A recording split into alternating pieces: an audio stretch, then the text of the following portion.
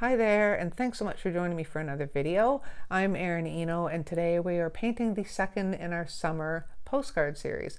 This may be the last one, I'm not sure, I haven't decided, but we will be tackling this coastal lighthouse scene. So grab your paints and let's get started.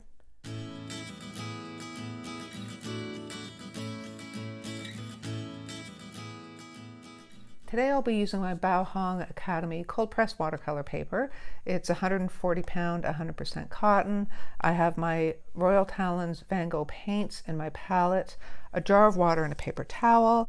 I have 3 brushes I'll be using today. I have a size 10 round in the Curry's 2500 series and a size 6 round in their 2400 series, and I have a Princeton snap in a size 2 round. You will also need a cut up gift card or old credit card. We'll be doing a little bit of scraping today, and also we're going to do a very quick rough sketch first, so you'll need a pencil and an eraser.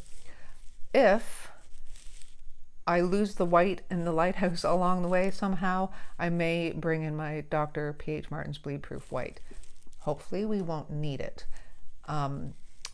Because this is the lighthouse I'm referring to. This is my reference photo.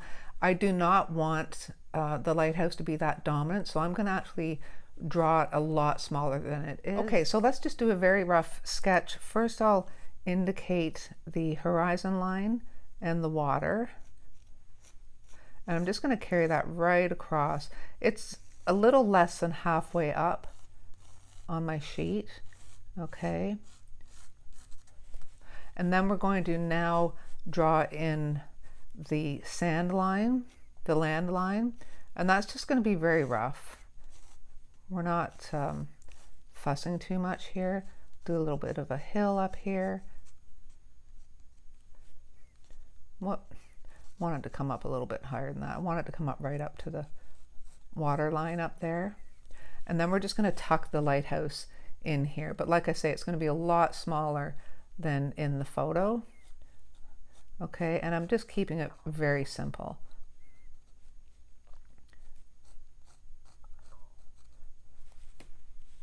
And it's got a door. Well, we can draw on the door if you want. And then there's a little, I don't know, transom window or something above it. And then we've got the little kind of lookout part.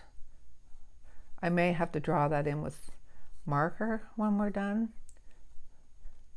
If my hand's feeling steady enough, we can maybe use a small brush, but I don't know, chances are I will use a marker. And it's just got a little dome on the top, and then some other doohickey on the top as well. And that's going to be red. I can tell already this is uneven. It's longer on the left side, so I'm just going to shorten that just a bit. And that's about it. That's all we're going to use. Actually, I'm thinking this hill is a little steep.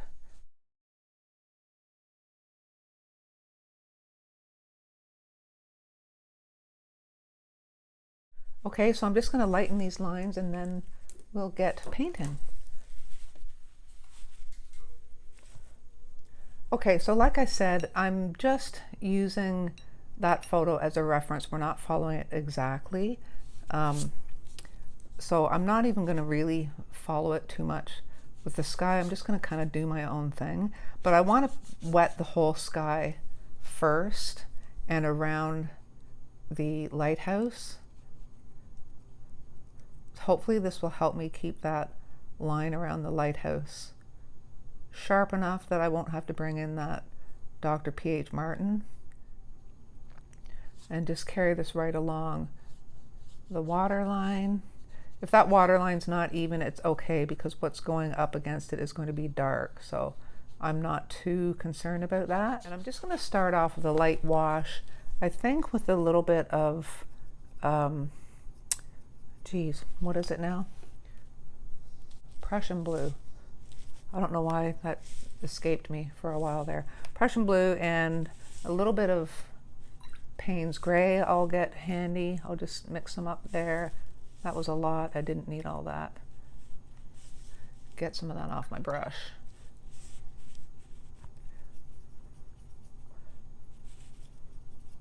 Okay, so again, just a light wash, and I'm just going to start putting that in the background where we've wet everything. I don't want the sky too dark. Just be careful when you come up to your lighthouse. This is why I wanted to wet it first, because I know I'm going to be slowing down a bit when I get to that lighthouse, so I wanted to make sure that my paper was going to stay wet.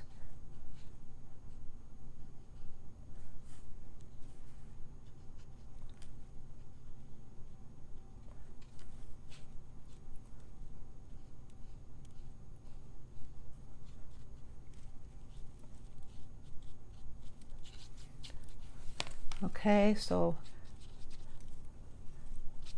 that should do, and that's going to dry lighter, so we're going to put a little bit more pigment in there. I'm going to drop in some Prussian blue with some Payne's gray, just to give the sky some interest. And in the photo, it's got a little bit of pink in the sky at the bottom. So maybe we'll see if we can capture that as well. There's also some clouds in there, so I'm going to pick up a little bit, not a lot. And I'm not trying to match the picture again, okay? I'm just trying to get some clouds in there. And that'll like travel back into itself, so it'll soften up a bit if you're thinking it looks a little too harsh. Oops, maybe it's not harsh enough. I don't really want a lot of clouds, so I'll probably be going back over that. So let's see if we can get some pink in there, and I'll just use some, I think I'll use quinacridone rose, just a teeny little bit. Light wash of it. And we'll just kind of play around and tap a bit towards the bottom here, and it's going to go up and meet that cloud that I picked up, so that's going to create a harsher edge, and I'll go in and I will soften that up a little bit.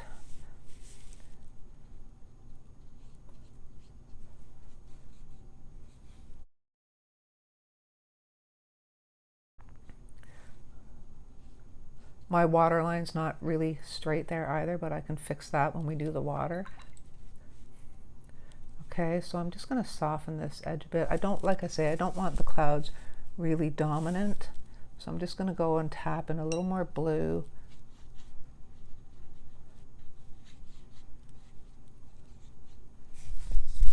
I can even just pick up some clouds if I want, just to get them a little more on the subtle side. Okay, I'm going to go in and tap in a little more Prussian blue. I'm just playing around till I get it the way that I like it. I don't want it too dark, but like I say, it will dry lighter.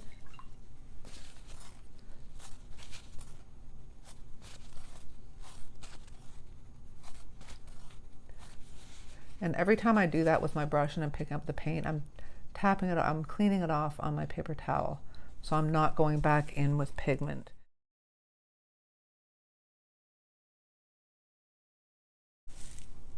So now I'm just going in with a little bit of ultramarine deep, just to get a little more blue in the sky. Be careful not to go back in with too much water on your brush. And it looks like that pink is kind of fading out a little too much, so I'm just going to go and punk a little bit more of that in there.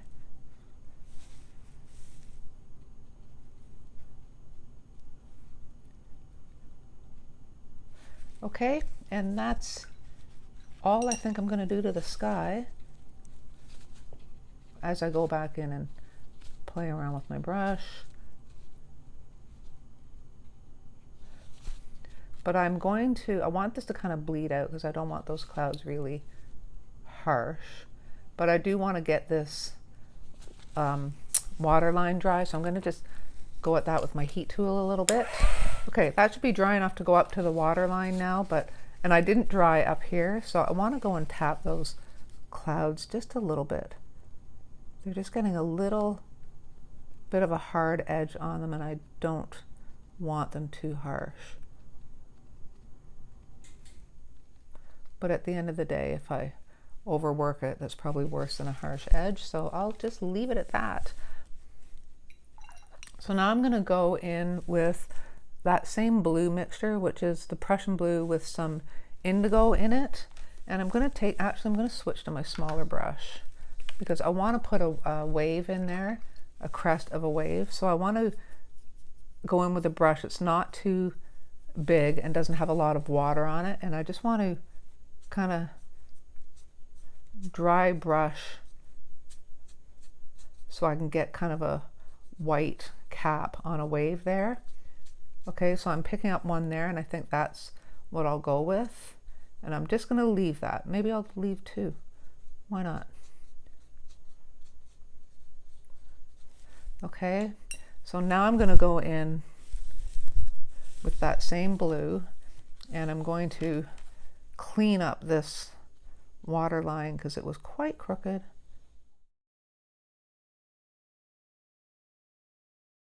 And I want to work fairly quickly because I want to keep that edge wet, which I don't think I was that successful in doing. It's okay, we can fix it.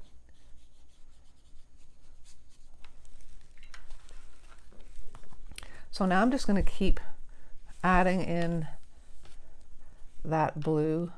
I want it a little deeper on the horizon line. I may have to wait till it dries a bit first.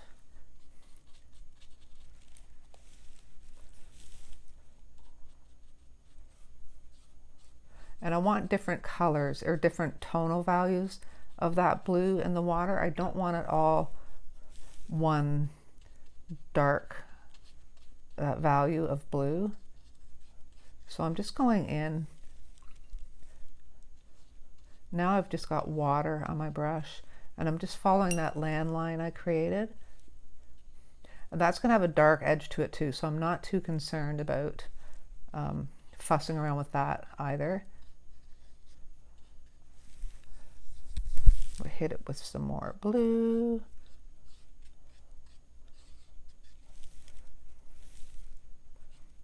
Okay, so I'm putting in different values, as you can see. I'm just not going in with just a plain wash of the blue.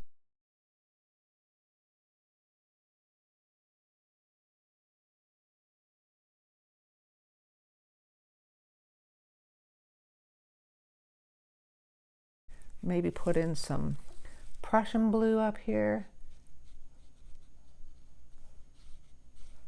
Why not?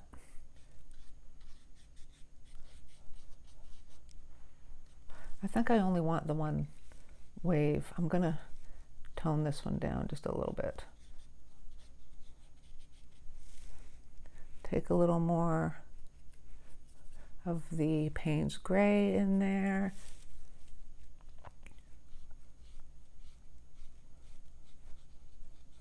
Just want it a little deeper out towards the horizon, like I said.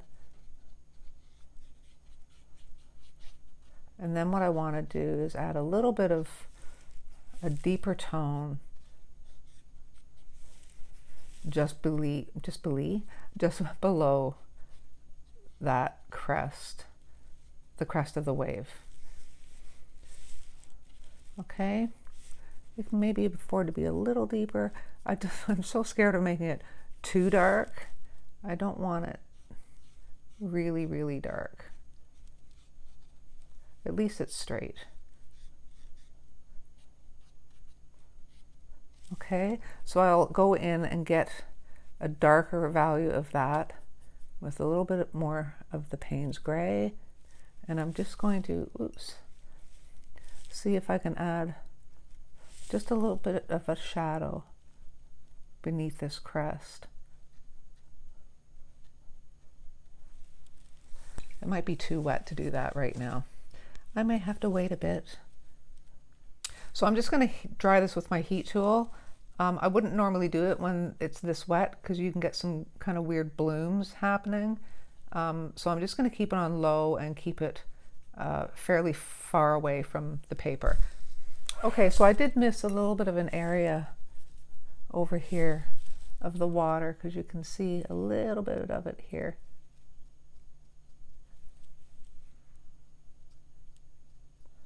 And I think I will be using my Dr. P.H. Martin's bleed proof white at the end of the day.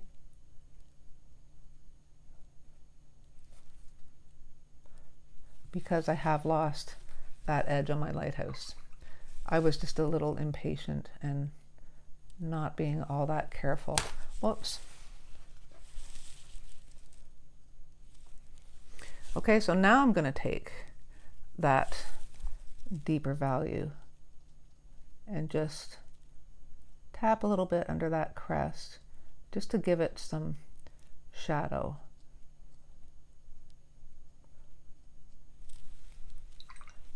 And I'm going to go, I'm going to clean off my brush, just tap it off my paper towel so my brush is just a little damp, and I'm just going to kind of smooth that out a bit. I also don't need the crest to be like completely white, so I'll just put a little bit of tint over that. Okay, so now we're going to do the sand. And the sand, I'm going to use my number 10 brush, and I'm just going to use a light wash of raw umber.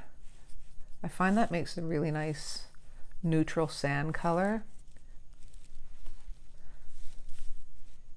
And this can just go everywhere.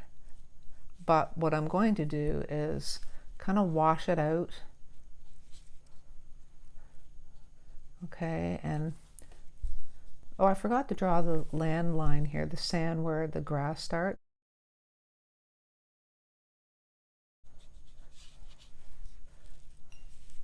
Okay, so now I'm just going to tap in some more of that raw umber just so we get some depth and some shape to the sand. Give it a little bit of life. I'm going to pick some of it up because it's gotten a little heavier than I wanted.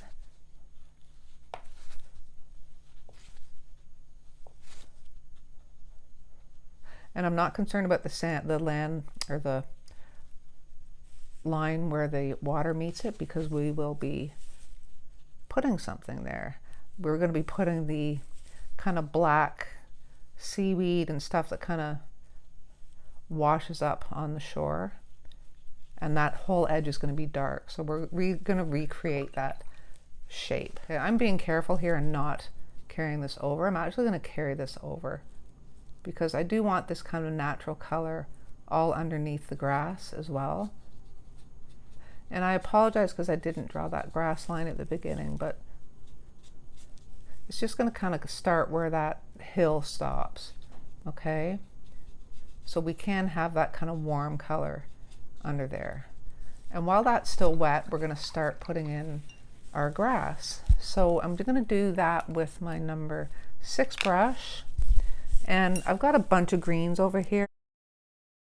I've got a mixture of sap green and olive green and hooker's green light with some quinacridone purple red in it. I just made up a mishmash of greens because I was playing, and that's what ended up there.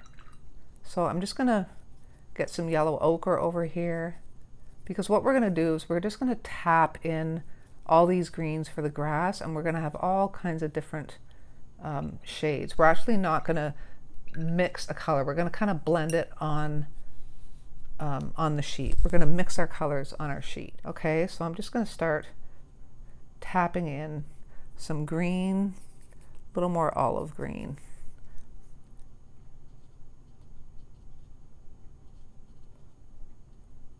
And this is the edge that we want to make here, okay? Where it hits the sand. And just make it kind of come in and out. You can even do it with some raw umber.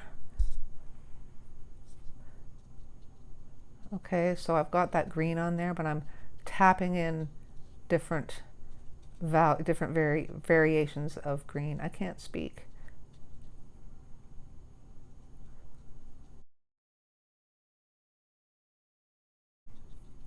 And you're just going to let this kind of come to life on its own.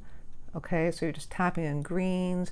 We'll tap in some yellow. We'll tap in some light oxide red even. Okay, so you get the idea. I'm just building these different tones, actually blending them on my sheet. Okay, so you're not mixing in your palette, you're kind of mixing on your sheet, and just to see what kind of values you can get pulled out of here. So just think of like lights and darks, and we'll be creating shadows. We'll get some raw umber or some sepia. Okay, we'll tap in a little bit of sepia to get some dark spots.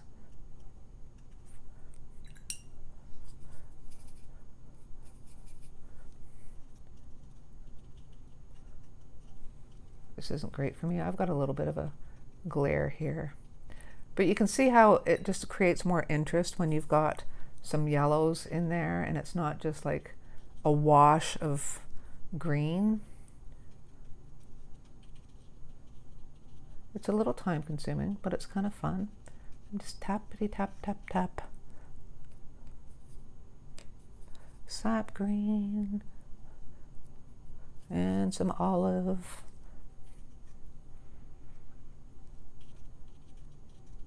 Just letting it kind of mix around with each other. I do have a little bit of a water line up there and I kind of lost it, but that's okay. I'm going to fix that later. I think I know how to fix that. A little bit of red, a little bit of sepia, just getting some shadow spots.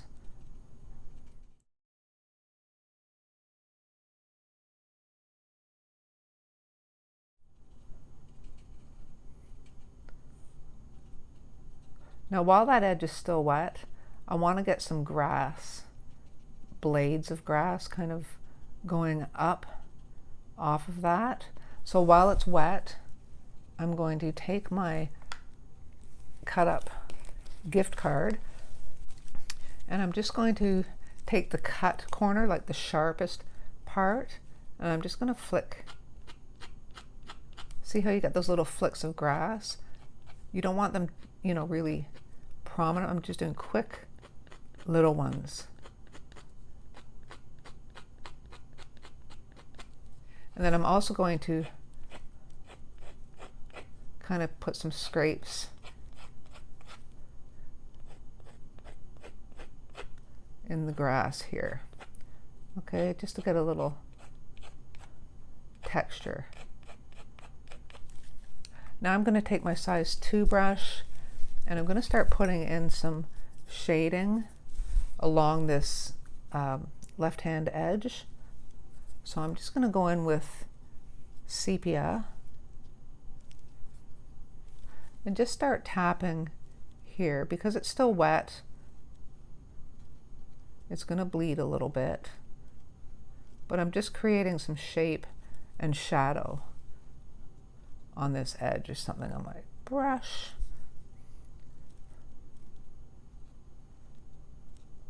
Okay, and now that I've got the sepia in my hand, I can even just still tap in a little bit of darkness in the grass because that's still wet. And then to soften it up a bit, I can go in with some more of that raw umber maybe. Maybe even put some highlights in there with some yellow. I'm just letting it blend and do what it's going to do and see what I come up with. Now I may just take a little bit of that sepia with that oxide red light and just with the very tip of my brush maybe just help some of these blades of grass along. I think it might be a little wet still.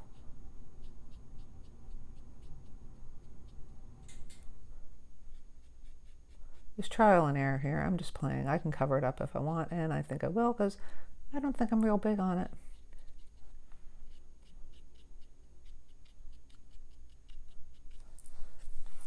But it's all good because it's just a mishmash of grass, and we can go and tap whatever we want back in there.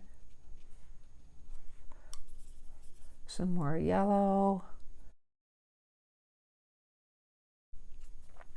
I'm just going to stick to my size 2 brush though, because I just want to do this kind of sparingly.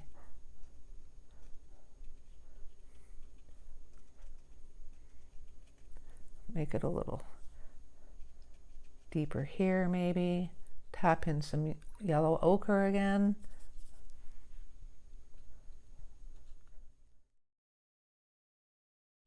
Okay, and that's enough for that.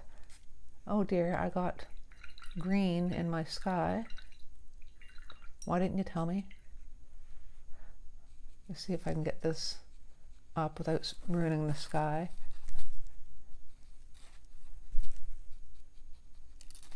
Crisis averted. Yay. And I'm just going to go back in with the sepia. Tap a little more shadow on some of these edges. Like that. Then we're going to go to the sand, and I just want to paint in that kind of seaweedy stuff that's kind of floating ashore. So I'm going to use sepia. This is where we're going to change this kind of sand line. Okay, so we've got all this. I'm going to use my bigger brush or else we'll be here all day. There we go.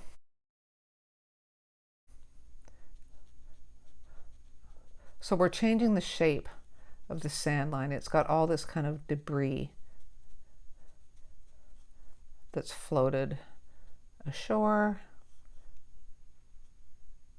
I'm going to carry it right from here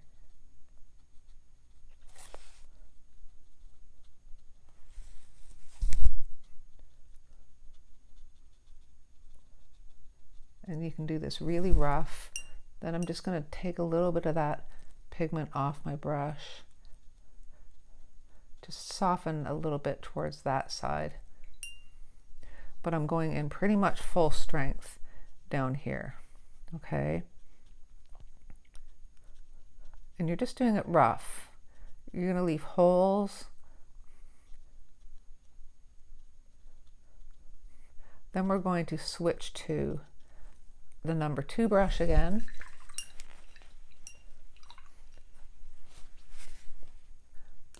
Because now we want to do it sparingly.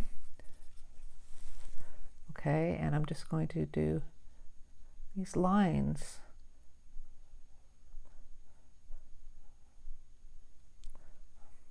So you're just doing kind of squiggles and let it just naturally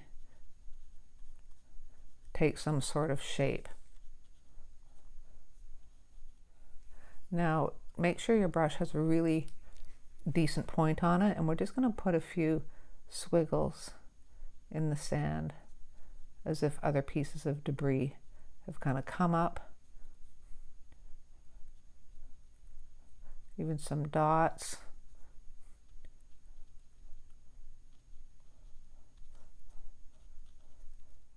You may have to step back and look at this and see what you think, if that's enough.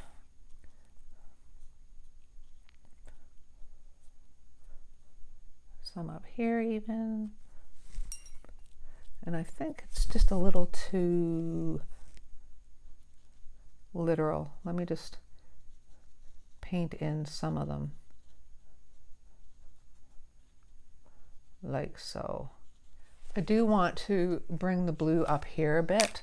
So I'm going to go and take my number 6 brush, go into that Prussian blue again, with some of that Payne's Gray. I may regret this. I probably will. And I just want to do another little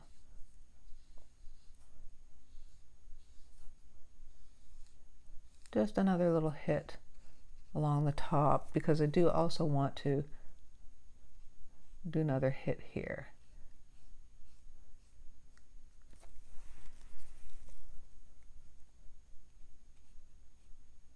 And I want to bring it up a little bit because I think it was kind of lower than this side. It might have been my imagination, or higher than this side rather.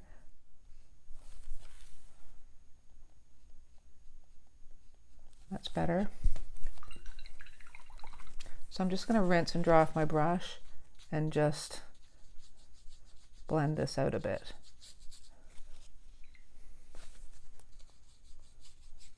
Okay, so my brush is just a little damp, so it's not creating any damage to the ocean that I had down there.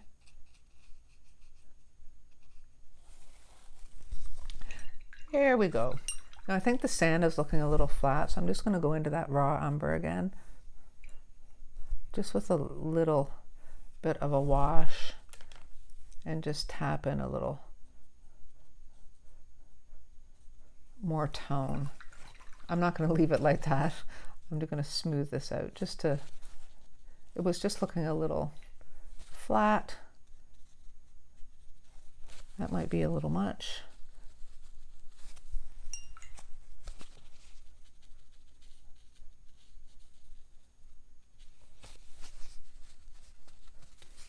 Okay, so now I'm going to go on to the lighthouse. And I'm going to use my size 0 because it's very tiny. And I'm just going to use Madder Lake Deep for my red.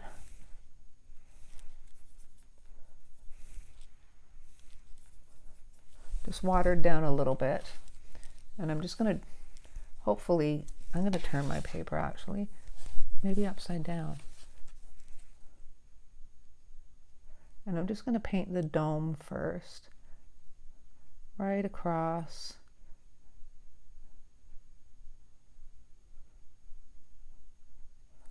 Like so, and then the little pokey thing up the top.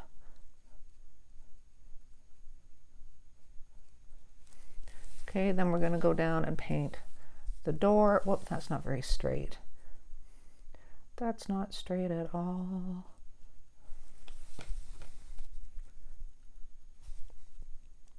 To do the little, I don't know, what is it? I thought it was a transom window, but its transom window wouldn't be red. But anyway, we're just going to paint in the door.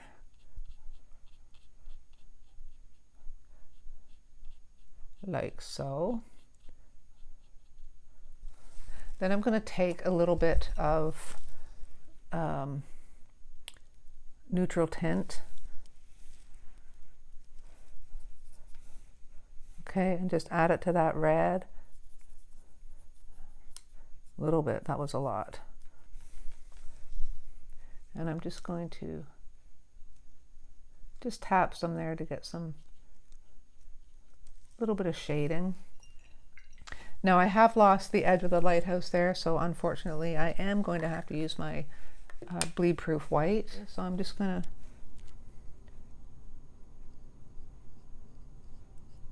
run it down that side.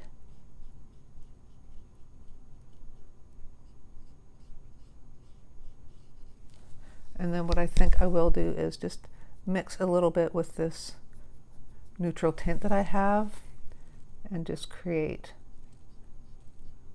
a little bit of a shadow there. So I'm going to rinse my brush off and just blend that out. Just like that. You just need a little bit of a shadow just to make it look a little more believable. Now I do want to put a little more texture in there, so I am going to see if I can do this without ruining it. just to go in with a little bit of, I don't know, sepia and that light oxide red maybe, just to get a brownish color. I don't want it too dark, and if this doesn't work, oh well. So I'm just going to hold my brush upright and just do a few flicks for some blades of grass, just in a few spots. I should really be using my liner brush.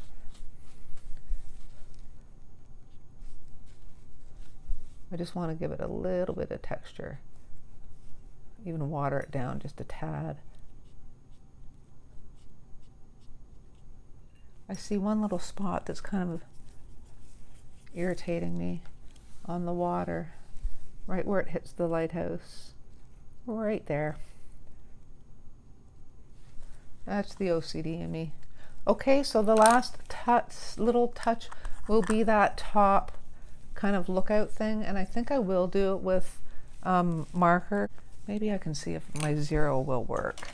Okay, I'm gonna be brave and try to do this with a brush and not with a marker. Wish me luck. Ever so lightly.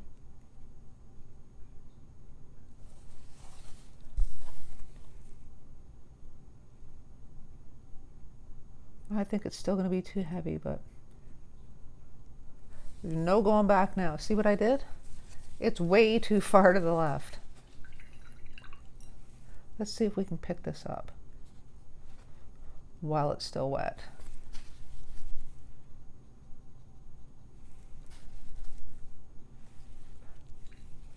Should have gone with my first instinct, which was the marker.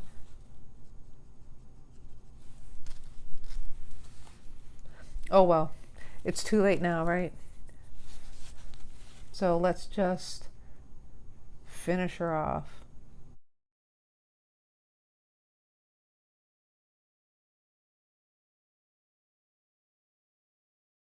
Okay, so it's a little messy on that side and doesn't come out nearly far enough. Actually, you know what?